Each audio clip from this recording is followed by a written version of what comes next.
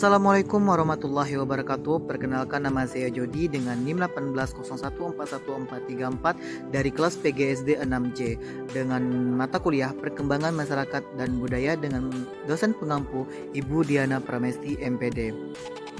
Di sini saya akan membuat video tentang globalisasi.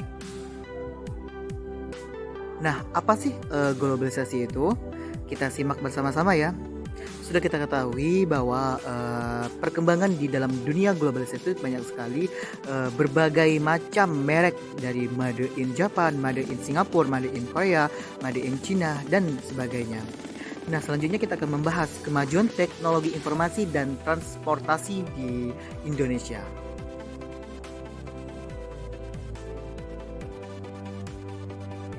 Tentunya kemajuan teknologi informasi dan transformasi itu dipengaruhi oleh globalisasi.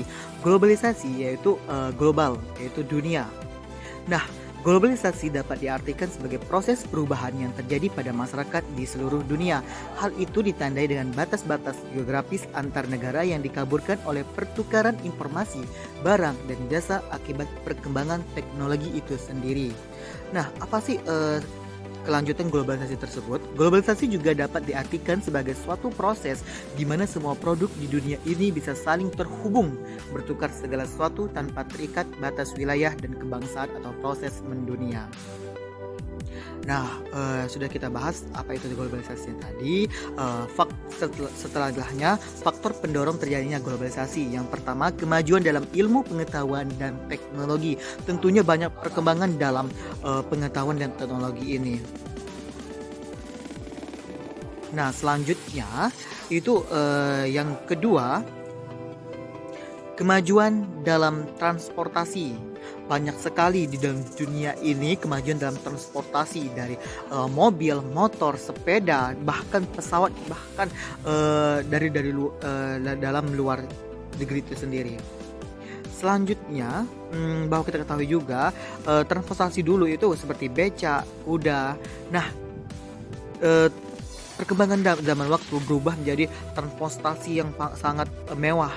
Tentunya mobil, pesawat, dan juga sebagainya. Yang ketiga itu sistem ekonomi terbuka, yang dari dulunya itu main angkut dari suatu kota ke kota yang lain, dan sedangkan ini mengalami kenaikan, yaitu dari dulunya pakai kirim, sekarang lebih mudah pakai pesawat ataupun pelabuhan-pelabuhan. Yang keempat, adanya perdagangan bebas.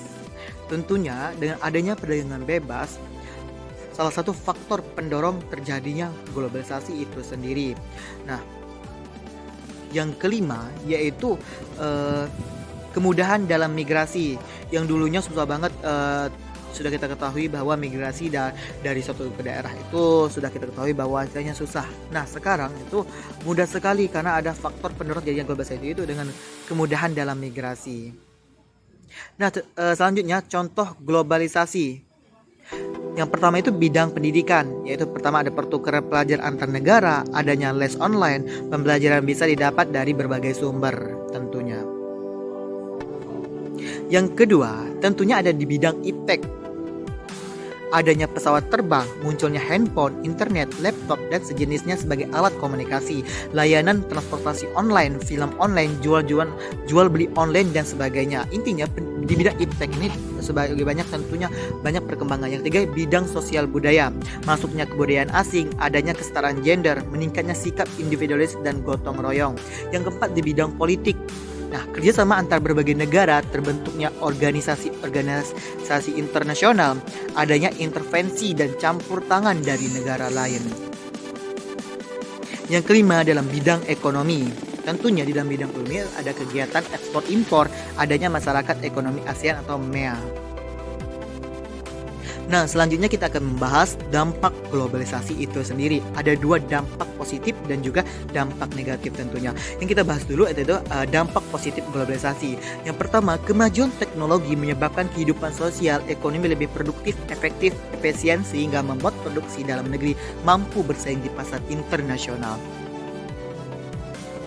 Yang kedua, tentunya kemajuan di bidang teknologi komunikasi, informasi, dan transportasi yang memudahkan kehidupan manusia tentunya.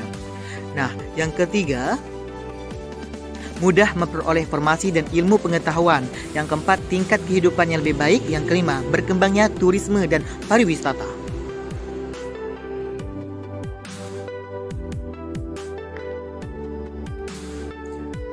Nah, selanjutnya kita akan membahas dampak negatif globalisasi itu sendiri. Yang pertama, semakin mudahnya nilai-nilai barat masuk ke Indonesia.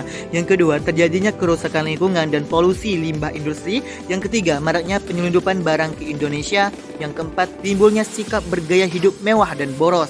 Yang kelima, timbulnya sikap mementingkan diri sendiri atau individualisme. Nah, itulah dampak positif maupun negatif dalam globalisasi, tentunya berpengaruh besar dalam perkembangan Indonesia pada saat ini. Mungkin hanya itu yang dapat saya sampaikan. Sekian dan terima kasih. Wassalamualaikum warahmatullahi